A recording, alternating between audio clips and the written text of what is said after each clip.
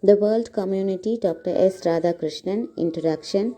The World Community by Dr. Radhakrishnan is a plea to the government parts of the world to unite under a single umbrella, namely a world federal government. To achieve this, he lists out on the dangers posed by nuclear weapons and wars. According to him, world peace is not a dream in a shrinking world. It is a necessity, an essential condition for the survival of the human race. For this, a world federal government is the way out, with powers limited to establishing and maintaining law and order among the nations of the world. Wars, an illegitimate instrument of politics.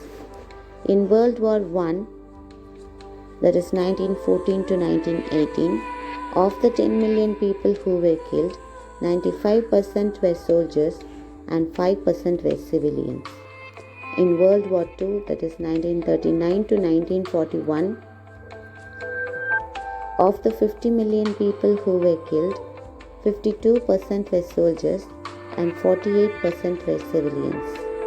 In the Korean War, on June 25, 1950, it was a war between North Korea and South Korea because North Korean army invaded South Korea.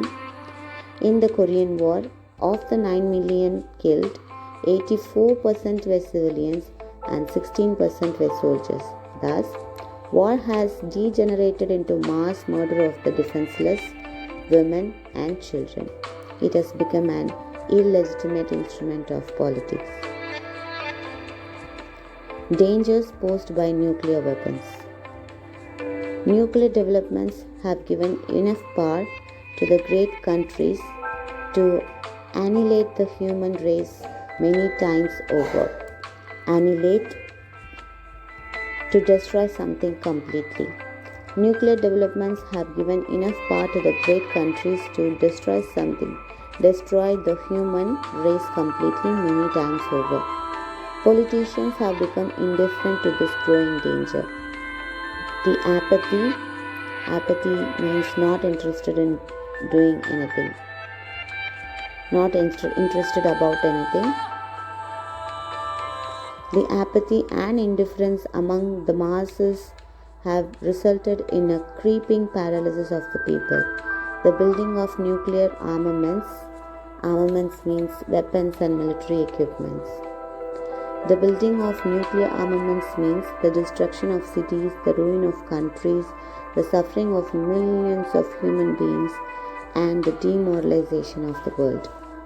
There is no protection from nuclear weapons through shelter or emergency regulations. Alternatives for the military methods. In a world where peace is becoming more and more precarious means dangerous. The great powers have a special responsibility. William James, in a famous essay on the moral equivalent of war, proposed a substitute for war's disciplinary functions. It is necessary that we advise alternatives for the military methods. Issues which were hitherto means until now. Issues which were until now decided through wars should hereafter be decided by peaceful means. In political life, we cannot exclude conflicts altogether. There will be conflicts, but during wartime, we must see some alternatives. These have to be settled by a world organization and international authority. Immanuel Kant, a German philosopher who was an Enlightenment thinker during 17th and 18th century, that is, Age of Reason and Enlightenment. Immanuel Kant in his essay on perpetual peace suggested a group of states. Observing minimal rights of civilized behavior, he proposed a nation of world citizenship without the support of an overall sovereignty and authority of a kingdom. World control by a single authority is an illusion. A federal solution is the way out, a world community which substitutes the process of law for armed conflicts. Dharma in Indian thought means a gathering in, a building together, integration. Adharma, its opposite, is a scattering out, a falling away, disintegration. Thus, a world federal government capable of establishing and maintaining law and order among the nations of the world is a practical way of achieving just and lasting peace.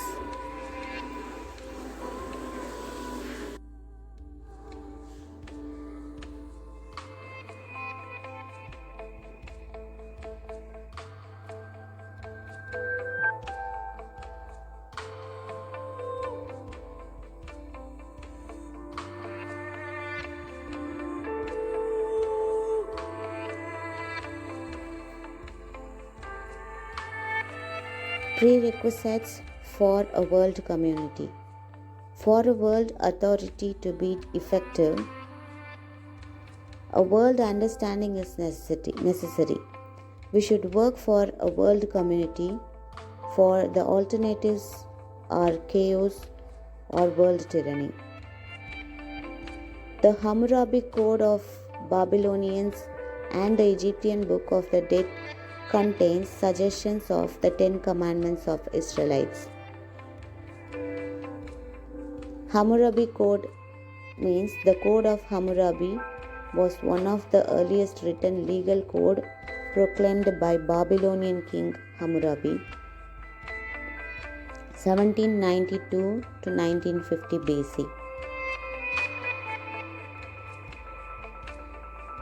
One of them reads, "Thou shalt not oppress the stranger, for ye were once strangers in Egypt." We should not show any oppression towards the strangers.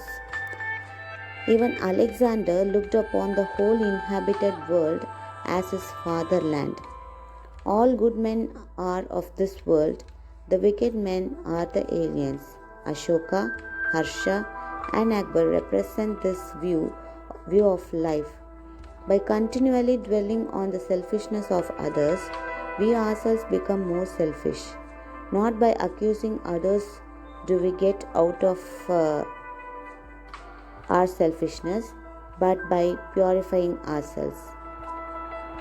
Jesus could not accept the primitive morality of an eye for an eye. Thou shalt love thy neighbors as thyself, return good for evil. So Jesus is telling us to show good even for the evil people. Bless those that curse you, he said. Professor Max Muller, Professor Max Muller, who did a great deal for the interpretation of Indian religion to the Western world, said that the aim of human existence was a world community. The real force working for world unity is man's inborn compassion for others. The law of nations. Even as individuals are bound by law of the nation to which they belong, nation states should be bound by international law. Just as there are individuals who break the law, there are nations who break the law and commit aggression. The law of nations should be based on the federation of free states. Democracy, basis of world community. A universal moral order is possible only with the commitment to the ideal and practice of democracy based on the dignity of the individual. Even the most powerful nation or ruler must say with Shakespeare's Richard III, I live with bread like you, feel, want, taste grief, need friends, subjected thus. How can you say to me, I am a king? Democracy aims at achieving its ideals through persuasion, love, example, and moral force. Violence and the machinery of intolerance are inconsistent with the spirit of democracy. Even the fascist system claims to be democratic. Gentile, Italian philosopher 1875 to 1944. Giovanni Gentile, a fascism philosopher, the Italian philosopher, sets forth the fascist claim in these words: democracy consists in giving the people what they want. The UNO and world government.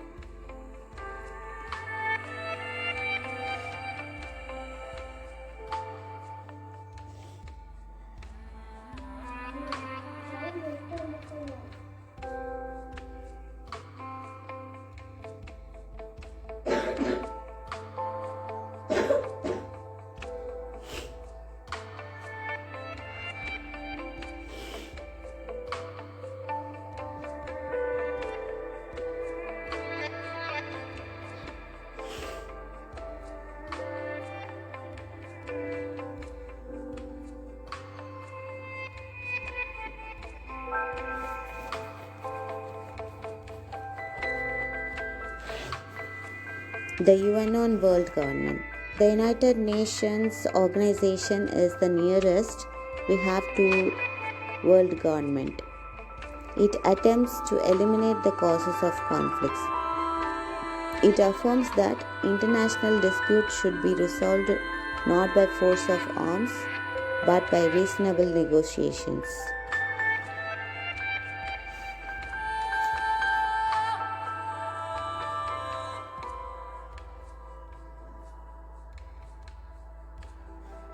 Negotiations.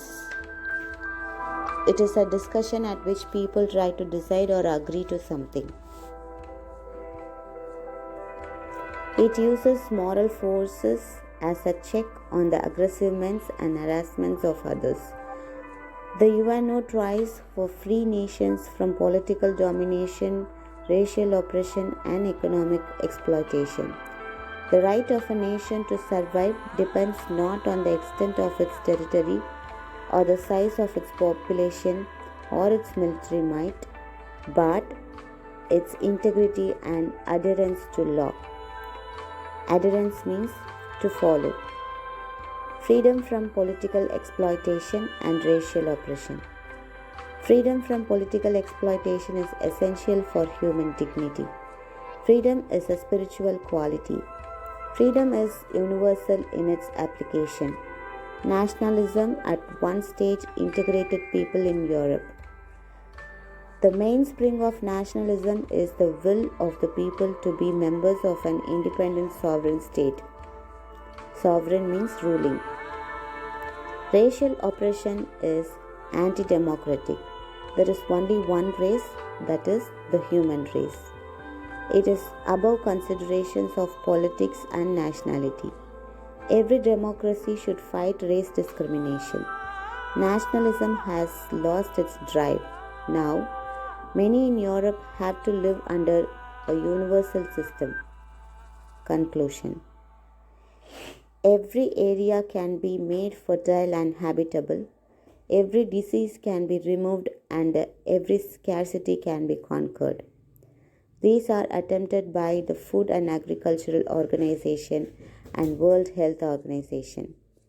If a fraction of the expenditure we incur on armaments is diverted to social welfare, armaments means weapon, we can clothe every man, woman and child and build schools, advance general health, housing, nutrition, culture and other ingredients of social well-being.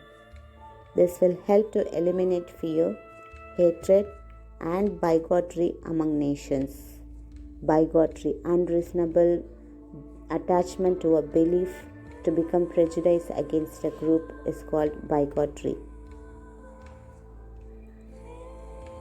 Hence, we should wage a war against poverty.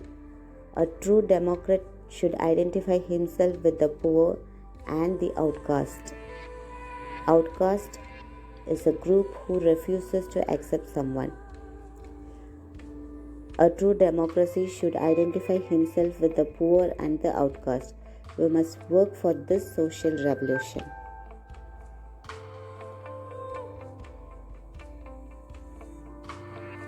Thank you. Hope the video was useful. We have to listen and re-listen to remember the important names, quotes, events and incidents.